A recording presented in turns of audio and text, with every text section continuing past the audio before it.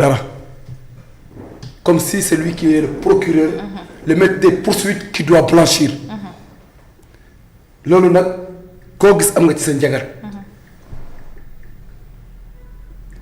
scandale ou pas man mii di dem ville ci àll bi j'ai vu des dizaines de villages yoo xamante ne poto yaa nga fa sama dëkk bi ma dëkk nga xam ne foofu laa fa eekoo poto yaa nga fa taxaw poto yi ñu nga fa taxaw fii lonkuñ ko fa bëri na commune yi Ndiaffate donc loolu duñ ci perdre temps parce que problème Azer bi moom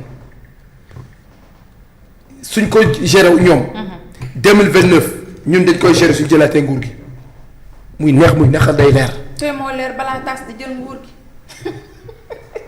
noonu ko leer rek nan leer rek. muy neex. muy naqari ñoom suñ ko leeralu 2000 ci moment yii. Jean Michel moom.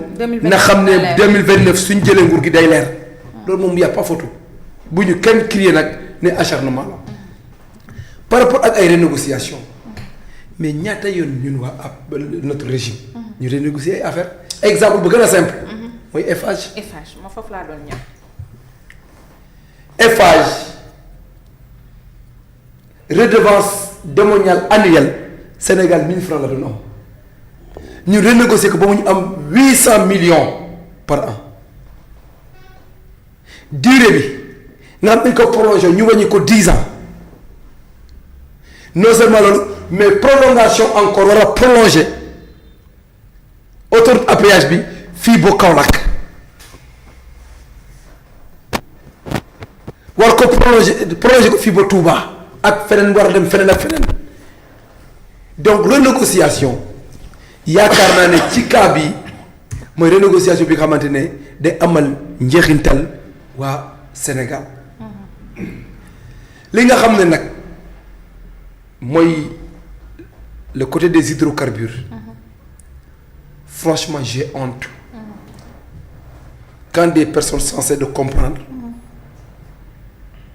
pêle-mêle tout mélange tout pour manipuler pour duper pour snober le peuple sénégalais le code minier sénégalais la loi 2003-36 du 24 novembre 2003 moo statué woon pour la refonte du code minier mais architecture boobu noonu ça n'allait pas dans le sens de préserver les intérêts du Sénégal et cet article aussi n'était pas en corrélation avec la demande de l'UEMOA et de la CEDEAO par rapport à la gestion des mines et des ressources naturelles. La loi 2016-32 du 8 novembre 2016 modifiant la loi 2003-36 novembre 2003 moom mu ànd ak la modification de la constitution du Sénégal en 2016 par référendum qui dit que les ressources naturelles appartiennent au peuple suite au référendum bi nga xam ne ñoom dañ doon jàpp sax ne seen campagne yépp homosexualité la woon mooy tu te souviens bu ñuy war a def référendum pour modifier la constitution du Sénégal nga xam ne le checkpoint le principal objectif de cette réforme mooy ne on avait envisagé de modifier le code de l'urbanisme modifier le code pétrolier code minier ak code gazier loolu tax ñu dugaloon ci constitution Sénégal les ressources naturelles appartiennent au peuple buñ ci jógee moom lañ ci la mënoon permettre ñu mën a modifier le code pétrolier le code gazier et le code minier le code minier à son article 17 délivrance du permis de recherche nee na le permis de recherche est délivré pour une durée n'excédant pas 4 ans par arrêt du ministre en charge des mines sous réserve des droits antérieurs de tiers sur le périmètre duquel il porte. Il peut être détenu par toute personne morale. La demande doit satisfaire aux critères fixés par décret. En cas de demande concurrente, la priorité d'octroi est accordée aux demandeurs qui offrent les meilleures conditions et garanties pour l'État. Pour une même substance, une même personne morale ne peut posséder plus de 2 permis de recherche xam nga li leer na nee na par exemple fekk ci phosphate ngay yëngu yow mënoo am ñaari permis di yëngu ci phosphate yow kese mënoo nekk phosphate de Ndendori ñëw phosphate de Lamlam phosphate de Namel bugg fa am ay permis mënu nekk benn permis lañ la permettre te diggante joxe permis de recherche foofu xaalis fan la fa mën a jóge ci li ngay seet gisagoo ko sax. ci li ngay seet gisagoo ko xaalis wër. jaaxle naa nag. wër wuutam mine d'or zircon pétrole gaz sur le bassin sédimentaire sénégalais mais fric poño xaalis foo ko fa mën a jële fan fu ñu mën a jëlee foofu xaalis mais quand même ñii dañoo jàppee sénégalais comme ay xaal quoi comme ñoo xamante ne jànguñu xamuñu demuñu dikkuñu diggante permis de recherche mu ne la renouvellement du permis de recherche article 18 le permis de recherche est renouvelable 2 fois par arrêt du ministre en charge des mines pour des périodes consécutives n'excédant pas 3 ans sous réserve du respect des obligations prévues par le présent code et la convention minière annexée au permis de recherche. Lors de chaque renouvellement du permis de recherche, sa superficie est réduite d'1/4. C'est-à-dire que sa champ d'action, su nekkoon 2 hectares dinañu wàññi benn hectare nga dem benn hectare nga def ko soo amoon 4 hectares ci 3 yi dañuy réduire nga dem defi recherche ci 3 yi. donc loolu c'est des choses yoo xam ne c'est des choses palpables li am nag mooy problème yaakaar teranga waxoon naa ko fii keroog yaakaar teranga BP mu fa njëkkoon nekk BP jóge fa bàyyi jox Cosmos xool gauche xool droite clignoter gauche clignoter droite yéeg wàcc gisut bailleur gisut attractivité. gisul jëndkat. mu ne man. bàyyi na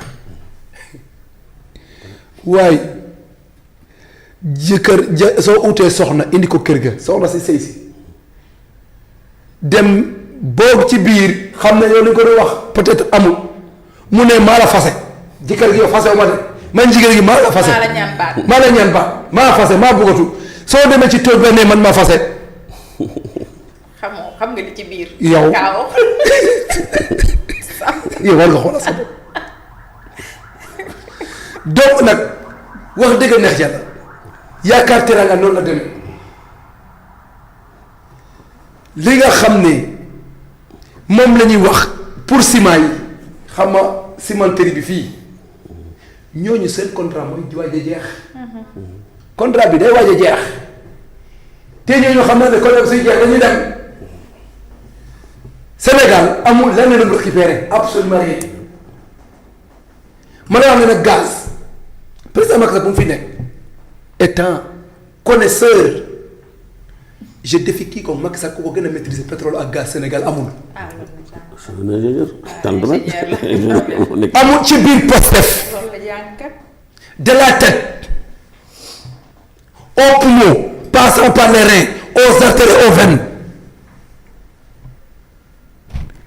jusqu'aux molécules d'ADN de Pastef amul ku gën a maîtriser Macky Sall mine pétrole gaz amul ressources naturelles d'ailleurs en 1981 les premières recherches qui ont été menées faisant découverte du pétrole lourd au Sénégal ñoom ñoo ko def la première promotion de l'IST ñoom boobu xamul ne dina nekk président. boobu xamul booba il était élève ingénieur nekk chef de la délégation des étudiants qui étaient dans les prospections et dans les recherches kooku noonu tey koo xamante ne ramassage de cueillette la dem ramasser ay feuilles ay input bind livre ñëw di wone bokk rek nga xam ne il est assermenté nekk un docteur en pétrochimie kooku doo ko jàngal li nga xam ne mooy gestion ressources naturelles moom moo wax gars yi bu ñu fi ñëwee dañoo waxoon ne dañu jël suñ gaz bi dem yóbbu ko foofu def transformation mu ne leen loolu mënu nekk Sénégal yi ko bëgg traité imposé leen ne leen Sénégal dañuy defar suñu gazoduc ñuy traité fii lépp Sénégal ñu am suñu stock kooku mooy Macky Sall donc aujourd'hui su ma déggee ay nit di wax ne non renégocier nañ génn nañ ci ay milliards sa way si foo xam ne xaalis génn fa. man de jaaxle na Sénégal man moo wax de dama jaaxle. du yow rek. dama jaaxle doublement parce que nag man rus naa toog jàkkaarloo public di leen di servir yoo xamante ne leer na ma dans cette conscience ne damay wax ni yàq der kese laa ci jublu waaye dara amu ci. Très bien, merci Samba. et ça fait mal. Ça fait mal, ouais. Et démb c'est des experts. waaw vous avez essayé de démontrer ça. démb c'est des experts. Démontrer ça hier. Un ingénieur la deuxième promotion de l'IST un ingénieur qui est dans le domaine jusqu'à présent moo ko démonté de toutes pièces APR ay novices nekkuñ fa APR nekkul un conglomérat de débiles et de rescapés mental APR ñi fa nekk ils connaissent. D'accord, très bien. Merci. Du droit. Merci Samba. du gestion des mines du gestion de l'État te ñu ngi leen di woo nag école du parti APR pare na pour recevoir waa PASTEF jàngal leen luy état ak jàngal leen nu ñuy gérer état. duñ ñëw de. il le faut. ñoom duñ ñëw de. ma ne loolu da ko wax noonu rek ay PM déglu na ko daal di zappe daal di li xale yi naan bëmax. non man dama am nu mu métti diggante permis de prospection permis de recherche fi nga mën a jëlee xaalis lu jaaxal na ma. 1000 milliards yàlla baax xam naa de bëgg na 1000 milliards. baaba sorti taas bi noo si jàngat sa xarit day. et pare mu homosexualité bi de. may ma rek Baba. dimbali ma ngir yàlla rek. ma wax ma homosexualité bi voilà. non daanaka sama prise de parole la fa gàtt sa loolu. waaw dafa soft honneur la defal. non may nga xam nga man ñun ay républicain lañ. te ñun moom loolu la ñu xam il faut que ñu tàggal ko xam nga rek may ko cër bu baax a baax. donc homosexualité suñ député Benno Bokk Yaakaar yi xam nga safula takku wàllu. ñoom dañoo posé veto. dans la loi foog na alinéa 9 lañ wax. su fekkee ne juumuma mooy loi bi nga xamante day criminalité day